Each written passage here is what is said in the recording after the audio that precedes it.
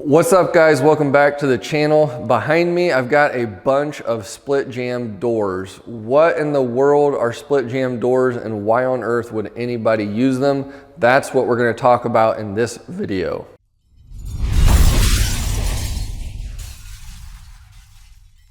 So I just arrived on site and I'm getting ready to trim this new home. The first thing I'll typically find when I get to a new home is the doors delivered inside the house.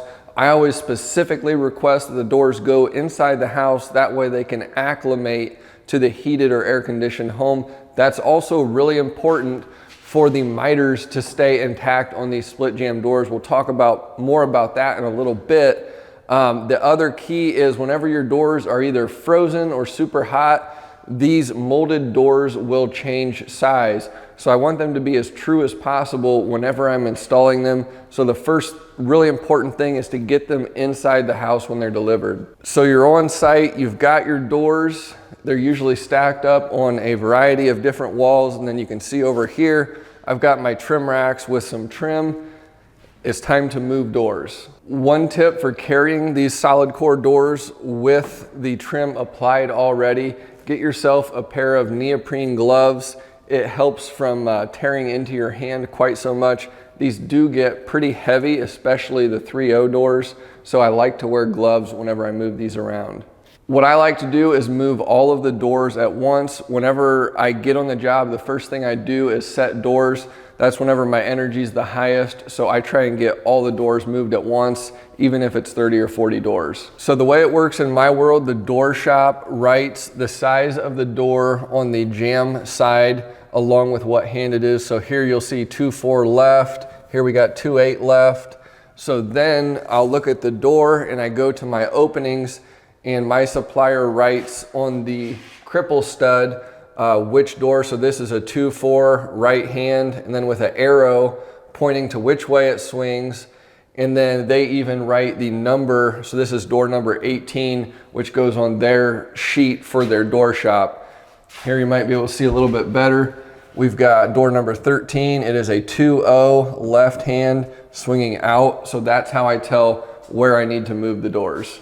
Okay, doors are moved. A couple rules whenever you move your doors. I always put the doors, number one, on the in swing side. That's because the first side that you're gonna set is gonna be the hinge side of the door where it in swings.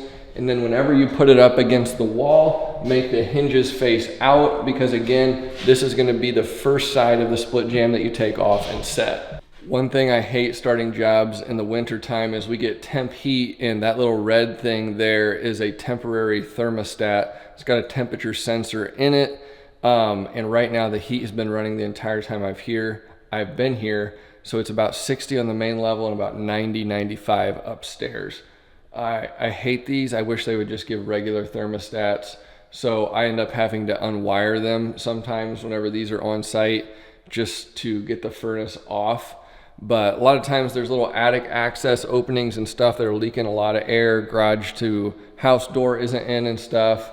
So it's nice to be able to adjust an actual thermostat down. I hate those things. All right guys, fast forwarding a couple hours, trying to get going, setting some doors. A lot of stuff to deal with today. On this door, my lumberyard installed the jamb backwards, like in reverse. Don't know how that's even possible, but they did it. Over here we got 3 out of 7 of the jamb switches on this house were cut in on the wrong side of the stud. Just stuff to deal with, but that's life. So this is a split jamb. So what you see here is one side of the split jamb which is loose, and then I have the other side installed already. So we've got casing on both sides of the door, and you can just pop it in and then pop your other side in, and you have a tongue and groove design with the jamb. So you can see how this goes together. It's 2 separate pieces of jamb, and the casing is applied to both sides. So it just goes together like a sandwich. And I use my Jamb Master, and I feel like the Jamb Master works really well with split jamb doors. Let me show you the shim points from the Jamb Master that are routed in. I believe I used 13 shim points on each door. So a very quality shimming job on here.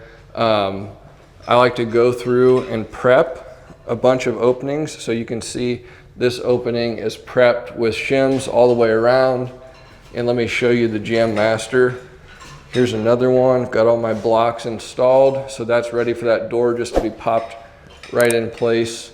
And then here's the Jamb Master. I just routed all these, but this is basically how it works. You glue those blocks on with a hot glue gun, and then you've got a router and you just route those out. So if you're interested in seeing more of how this Jamb Master works, drop a comment below, let me know, and I'll try and make a video on that also. Also throw in any questions you have about it, and I'll try to answer those in the video. So let's go ahead and take this Jamb Master out, and I'll show you how to put a door in.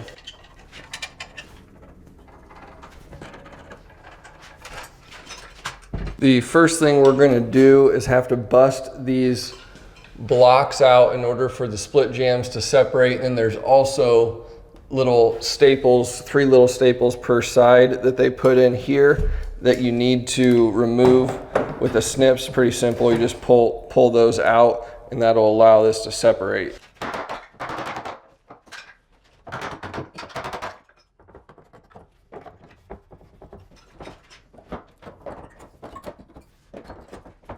Now we'll separate the 2 jambs.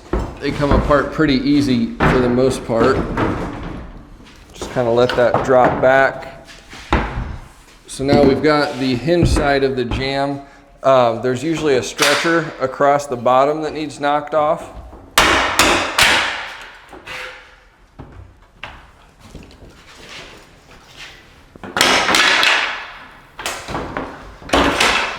There's also one little black piece in here that joins the jamb through the door lock set hole. But I like to set the unit in the opening first,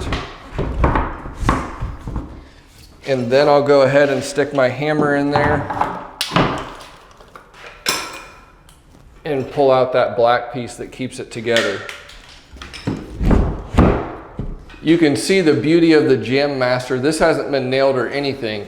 It's just loosely in here, but it's perfectly shimmed with a very minimal amount of extra space. So you can basically just pop it in. It's already plumb. So all I've got to do then is grab my nailer, and I like to start on the hinge side, push it, make sure it's nice and tight against those shims.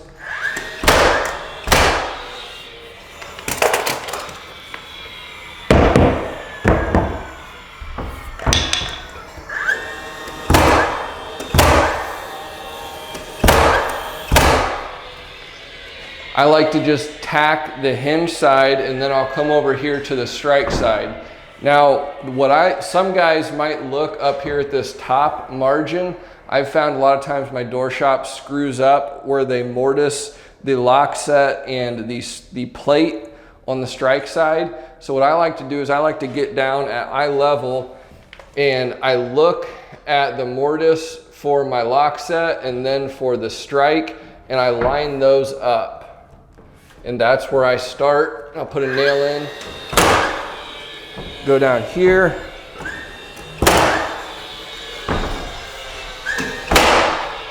and then up top. So now that's tacked in place. After I have tacked my casing on the hinge side and I then start by the door lock set, get my margin right there, tack it on the one on the bottom and then one on the top. Then I'll move over here and check to see how the door is hitting on my strike side and make adjustments accordingly. That might mean that the bottom of my hinge side needs to be pushed in or out a little bit, or the strike side needs to be pushed in or out a little bit. So after I get an idea of where I'm at, I put a nail in the top hinge, middle hinge, and bottom hinge location just to peg it where it needs to be, and then close the door again, see how it looks, and then nail off the strike side into my shims. After that's all good to go, I'll finish nailing off the strike side and the hinge side at all of my shim locations.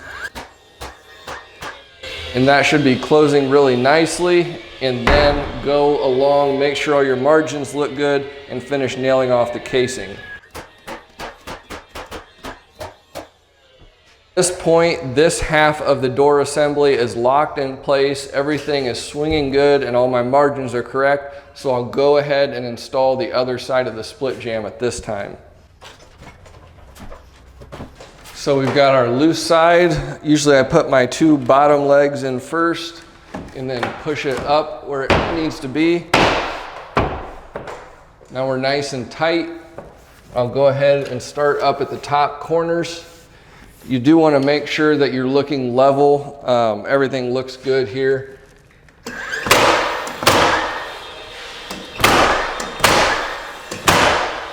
Now I know with my Jamb Master that I had the shims plumb, so because of that I can just put the door in and nail it off. However, whenever I put these legs in, I do like to check them with a level just to make sure I'm running level all the way to the bottom, because you can move those in and out a little bit.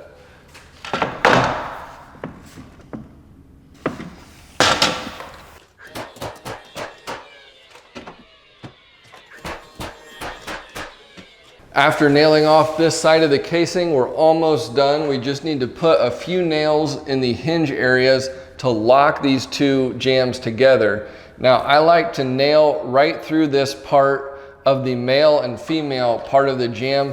That way I can put the nail through both of them and that locks the unit together.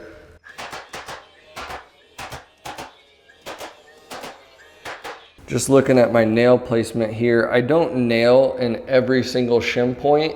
Like here I had to shim, I only nailed that one on one side of the jamb. But at these hinge location areas, I like to nail all the way across. This nail is what goes through both pieces of jamb, and then at the bottom also. That helps pull the whole thing nice and square, which can be an issue with split jambs, and that's why I do it like this. You want that jamb to sit flat against your shims all the way across. That way it swings really nicely.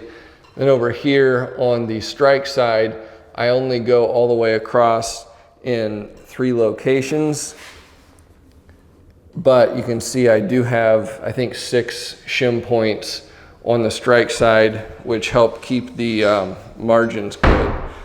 So that's kind of a basic rundown of what a split jamb door is and how it works. Not super in depth. I just wanted to get started with a kind of baseline tutorial on what split jambs are all about. We use split jambs a lot in my market. I don't get to decide if we use regular flat jambs or split jambs. That's determined by the builder, but most builders are using split jambs in my market unless the homes are really, really high end. It's just kind of how it is around here. So I install mostly split jambs, and this is kind of my process on how I do it.